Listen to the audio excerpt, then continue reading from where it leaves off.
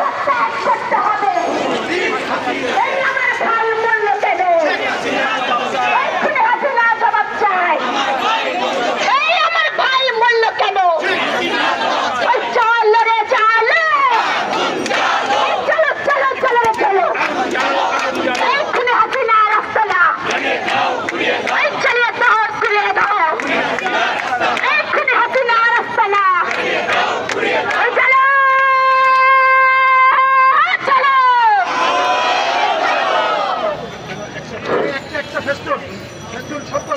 সংগ্রামী বন্ধুগণ, বাম গণতান্ত্রিক জোটের পক্ষ থেকে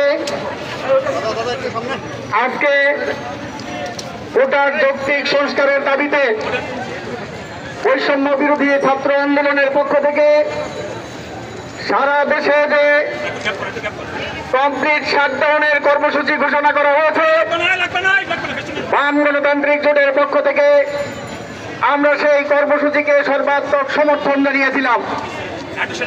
সারা দেশে বাম গণতান্ত্রিক জোটের নেতা কর্মীরা ছাত্রদের সাথে কাঁধে কাঁধ মিলিয়ে এই আন্দোলনের সাথে তারা সংহতি জানিয়ে এসেছে। সারা বাংলাদেশের বিভিন্ন জেলায় আজকে এই স্বৈরাচারী কর্তৃত্ববাদী শেখ হাসিনার সরকার এবং প্রশাসনকে অচল করে দিয়েছে। বিভিন্ন জেলায় সেখানে আওয়ামী ফ্যাসিবাদী সরকারের তাদের দলীয় গুন্ডারা, ছাত্রলীগ যুবলীগের গুন্ডারা এবং পুলিশ, র্যাব, বিজেপি সেই পেটোয়া বাহিনীকে বিভিন্ন শহর থেকে তারা বিতাড়িত করেছে। ঢাকার মিরপুর, যাত্রাবাড়ি, উত্তরা, রামপুরা, বাড্ডা সমস্ত এলাকায় স্কুল, কলেজ, বিশ্ববিদ্যালয় বন্ধ হওয়ার পরেও হাজার হাজার ছাত্রছাত্রীরা, শিক্ষার্থীরা তারা রাজপথে এসে দাবি আদায়ের জন্য স্লোগান উচ্চারিত করছে। এই শিক্ষার্থীদের সাথে সংহতি জানিয়ে অভিভাবকরা, সর্বস্তরের জনতা তারা সংহতি জানিয়ে রাস্তায় নেমে এসেছে। আমরা বলতে চাই, শেখ হাসিনা সরকার এখনো পর্যন্ত সময় আছে যে ভালো ভালো মনে করে কেটে পড়েন, তা না হলে আপনারা দেশ থেকে পালানোর সুযোগ পাবে না। বিমানবন্দর সহ সমস্ত সীমান্ত জনগণ অবরোধ করে রাখবে। সে কারণেই জনতার পক্ষ থেকে আজকে দাবি উঠেছে, দাবি এক দফা, এক দাবি, শেখ হাসিনার পদত্যাগ। শেখ হাসিনা তুই করে যাবে। বাম গণতান্ত্রিক জোটের পক্ষ থেকে আমরা শুরু থেকে বলেছিলাম যে ভোটার যৌক্তিক সংস্কার করো। সেই সংস্কারের দাবি সেখানে না মেনে শেখ হাসিনা শপথ ভঙ্গ করে 2018 সালে কোটা প্রথা সম্পূর্ণ বিলোপ করে দিয়েছে। আমরা বাম গণতান্ত্রিক জোটের পক্ষ থেকে বলেছিলাম যে একটা দেশে অনগ্রসর জনগোষ্ঠী, পিছিয়ে পড়া পশ্চাৎপদ জনগোষ্ঠী, তাদেরকে অগ্রসর জনগোষ্ঠীর সমান্তরালে নিয়ে আসার জন্য সংরক্ষণ ব্যবস্থা সারা দুনিয়ায় রয়েছে।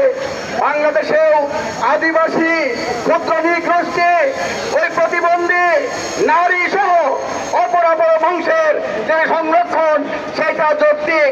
কিন্তু শেখ হাসিনা বললেন সংবাদ সম্মেলনে যে তিনি রাগ করে সমস্ত কোটা বাতিল করে দিয়েছেন। আমরা বলেছি, প্রধানমন্ত্রী আপনি শপথ নিয়েছিলেন অনুরাগ বিরাগের বশবর্তী হয়ে কোনো কাজ সম্পাদন করবেন না, সংবিধানকে সমুন্নত রাখবেন। আপনি সংবিধান লঙ্ঘন করে সকল কোটা বাতিল করে রাগের বশবর্তী হয়ে কোটা বাতিল করে দিয়েছেন। আপনি শপথ ভঙ্গ করেছেন। আপনার আর ক্ষমতায় থাকার নৈতিক অধিকার নাই। আপনি এখন আর বাংলাদেশের প্রধানমন্ত্রী না। আপনার কোনো ওত নাই, শপথ নাই, তার প্রধানমন্ত্রীর শপথ নাই।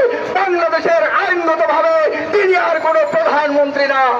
সংগ্রামী বন্ধুগণ, আমরা সেই দাবিতে আজকে এখানে সমাবেশ করছি। সেই সমাবেশে নেতৃবৃন্দ বক্তব্য রাখবেন এবং আমরা পরবর্তীতে আন্দোলনের যে ধারাবাহিক কর্মসূচি সেই কর্মসূচিতে আমরা এগিয়ে যাব। এই পর্যায়ে আমি বক্তব্য রাখার জন্য আহ্বান জানাচ্ছি বাম গণতান্ত্রিক জোটের অন্যতম নেতা, বাংলাদেশের সমাজতান্ত্রিক পার্টির নির্বাহী সভাপতি কমরেড আব্দুল আলী।